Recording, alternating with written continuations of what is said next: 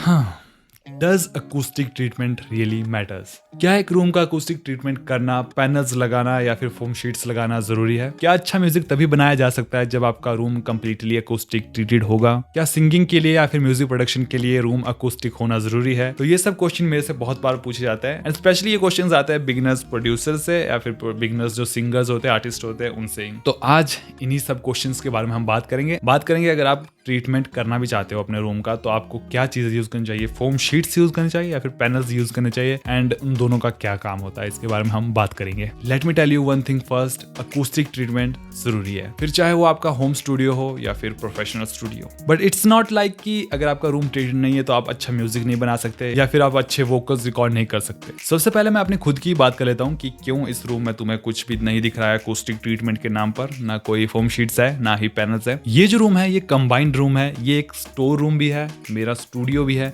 And पूजा घर भी है।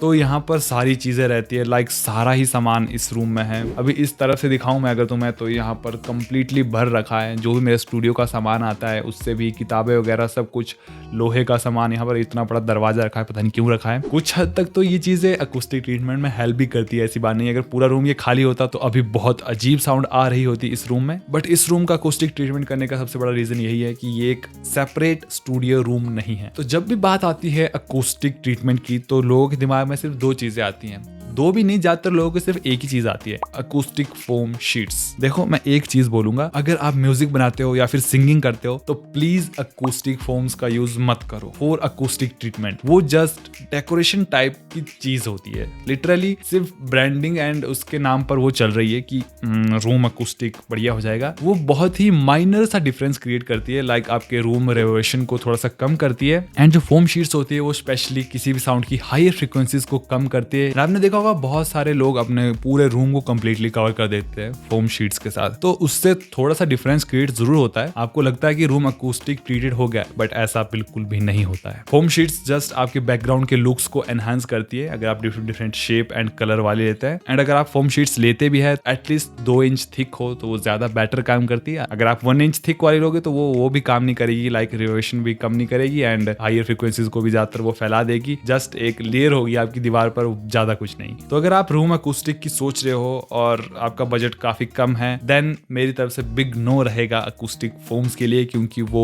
काम के नहीं होते हैं। हाँ, अगर तुम्हें स्टूडियो में बैकग्राउंड में एनहेंस करना है लुक्स को अपने, तो वो लगा सकते हो, अच्छा भी लगता है, थोड़ा बहुत काम भी कर ही देगी शायद से, बहुत माइनर। अगर आप रूम ट्रीटमेंट के लिए थोड़ा सा भी सीरियस हो तो आपको इन्वेस्ट करना चाहिए पैनल्स में।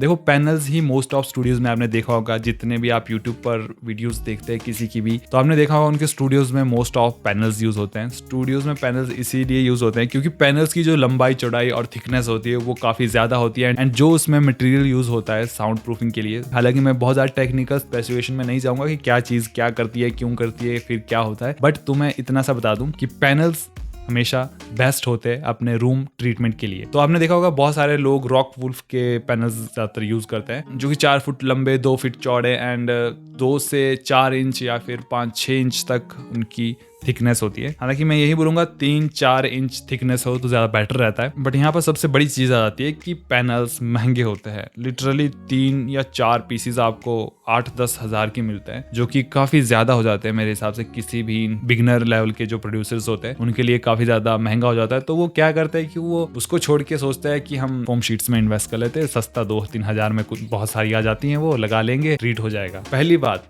ट्रीट तो नहीं होगा। दूसरी बात कि हमेशा सस्ते के चक्कर में मत पड़ा करो। तो अगर पैसे नहीं है तो मैं एक चीज बोलूंगा, मत करो, जरूरी नहीं है। तो अगर आपने मन बना लिया है अकूस्टिक फोम या फिर पैनल्स परचेज करने का, तो मैं आपको जो बेस्ट अकूस्टिक फोम्स होंगे 2 इंच थिकनेस वाले बढ़िया वाले, और जो पैनल्स होंगे बढ़िया वाले, उनका मैं लिंक नीचे डिस्क्रिप्शन में दे दूंगा, उनको आप चेकआउट कर सकते हो। कुछ डिफरेंट कंपनीज के एंड डिफरेंट वैराइटीज में दे दूंगा, जो बढ़िया वाले होंगे उन्हीं का ही दूंगा, ठीक है? तो उनको चेकआउट कर लेना। बाकी अभी मेन मुद्दे पर आता है, क्या ये जरूरी है? लाइक रूम ट्रीटमेंट इतना ज्यादा जरूरी है कि इसके बिना आप म्यूजिक ही नहीं बना सकते, इसलिए वोकल्स अच्छे से रिकॉर्ड नहीं हो सकते? क्योंकि बहुत भारी क्वेश्चन आता है और मैं हमेशा जब भी रिप्लाई करता हूँ मैं एक चीज बोलता हूँ कि भाई नहीं, बिल्कुल भी नहीं। ये इतना ज्यादा जरूरी नहीं है कि आपको करना ही पड़ेगा तभी आप म्यूजिक बना सकते हो या फिर तभी आपका वोकल्स ज्यादा बेटर रिकॉर्ड होंगे, ऐसा बिल्कुल भी नहीं है। तो मुझे एटलीस्ट 5 साल से ज्यादा हो गए म्यूजिक बनाते हुए एंड मुझे कभी ऐसा नहीं लगा कि मेरे रूम को अकूस्टिक ट्रीटमेंट चाहिए। या सबसे पहली बात, 2023 से पहले मैं हेडफोन प्रोड्यूसर ही था, मतलब हेडफोन्स पे ही अपना म्यूजिक बनाता था, मिक्स मास्टर सब कुछ उधर ही करता था। तब तो बिल्कुल भी जरूरत नहीं है अगर आप हेडफोन प्रोड्यूसर हो, सिर्फ आपके पास हेडफोन्स है, स्टूडियो मॉनिटर्स वगैरह नहीं है, कोई स्पीकर्स वगैरह नहीं है, तब तो आपको बिल्कुल भी जरूरत नहीं है। हालांकि मैं एक चीज जरूर बोलूंगा कि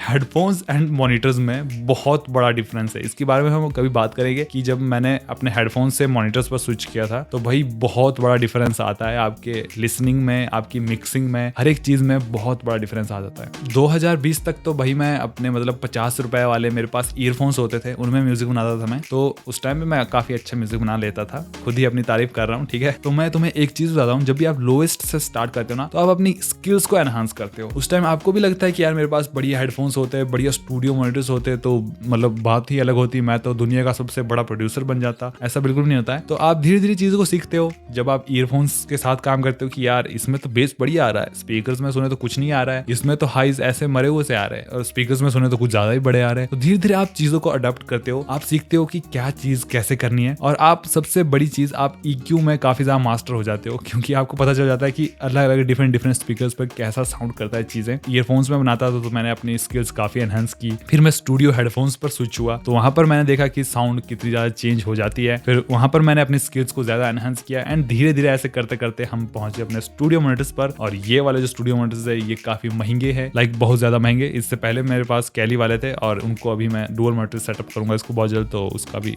वीडियो वगैरह चैनल पर बने रहो ना, तुम्हें सब कुछ मिलेगा, ठीक है। तो धीरे धीरे आप चीजों को सीखते हो, एनहांस करते हो, तो आपकी स्किल्स का लेवल काफी बड़ा हो जाता है। और कंफ्यूजन ज्यादातर उन लोगों को क्रिएट होता है जो डायरेक्ट सीधे ही बड़े मॉनिटर्स, बड़े बड़े माइक या फिर जो भी बड़े बड़े स्टूडियो गियर्स होते हैं उनके साथ काम करना स्टार्ट कर देते हैं और उनको ज्यादा पता भी नहीं होता। वो जस्ट सोचते हैं कि म्यूजिक प्रोड्यूसर बनना है, सामान पहले खरीद लिया, उसके बाद सीख रहे हैं म्यूजिक प्रोडक्शन क्या होती है। तो उनको ये कंफ्यूजन होता है कि नहीं यार रूम ट्रीटमेंट भी कर ही लेते हैं, तो वो पहले ही कर देते हैं। ठीक है, अगर आपके पास बजट है तो आप करो, बाकी ये जरूरी नहीं है कि आपको करना ही पड़ेगा तभी आपका म्यूजिक अच्छा बनेगा, तभी आप अच्छा गा सकते हो, ऐसा बिल्कुल भी नहीं है। बहुत बड़े बड़े लेजेंडरी ट्रैक्स, बहुत अच्छे अच्छे ट्रैक्स जस्ट एक छोटा सा कंबल लेकर या फिर कुछ ऐसा थिक मटेरियल लेकर उसके अंदर माइक के अंदर ऐसे घुसकर लोग रिकॉर्ड करते हैं और फिर भी वो अच्छा म्यूजिक बनाते हैं। तो ये बात होती है आपकी स्किल्स के ऊपर। टाइम दो, जितना टाइम दोगे स्किल्स को सीखोगे उतना ही आपको बेटर चीजें समझ आएंगी। एक और चीज, अगर आपके पास स्टूडियो मॉनिटर्स है तो मैं आपको जरूर से बोलूंगा कि आपका रूम अकूस्टिकली ट्रीटेड होना चाहिए। मैंने आपको बता दिया कि मैंने क्यों नहीं किया अपना रूम,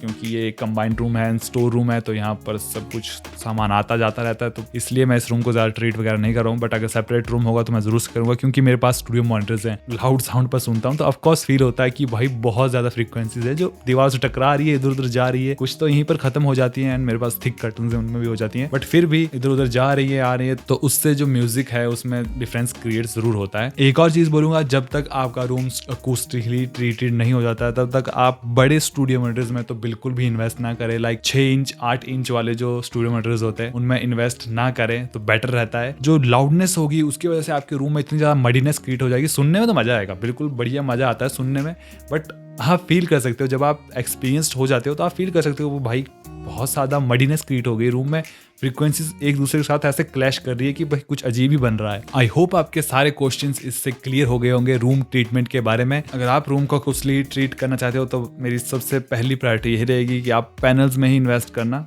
अकूस्टिक फोम्स में नहीं। बट अगर आप थोड़ा सा अगर स्टूडियो में लगाना चाहते हो रूम की लुक्स को एनहेंस करने के लिए, तो जो बेस्ट फोम शीट्स होंगी उनका मैं लिंक आपको नीचे दे दूंगा डिस्क्रिप्शन में, आप चेकआउट कर लेना। एंड पैनल्स का भी, जो बढ़िया बढ़िया वाले पैनल्स हैं उनका लिंक मैं आपको नीचे डिस्क्रिप्शन दे दूंगा, चेकआउट कर लेना वहां से। एंड अभी भी अगर आपको कोई चीज समझ नहीं आई या फिर आप पूछना चाहते हो तो नीचे कमेंट सेक्शन खुला है, वहां पर आप पूछ सकते हो। एंड आप मेरे को इंस्टाग्राम पर भी डीएम कर सकते हो, आपको लिंक नीचे डिस्क्रिप्शन में मिल जाएगा, वहां से चेकआउट कर लेना। वीडियो अच्छी लगी तो वीडियो को लाइक कर देना, चैनल पर न्यू हो सब्सक्राइब कर लेना, क्योंकि इस चैनल पर हम बहुत सारी चीजें लाने वाले हैं, एक बिगिनर म्यूजिशियन से लेकर एक प्रो म्यूजिशियन के लिए। और अगर जानना चाहते हो कि कैसे मैंने एक बॉलीवुड सैंपल को फ्लिप किया एक ड्रिल बीट में, तो इस वीडियो को चेकआउट करो यहाँ पर। एंड मिलेंगे न्यू वीडियो में इस तरीके से, तब तक के लिए बाय।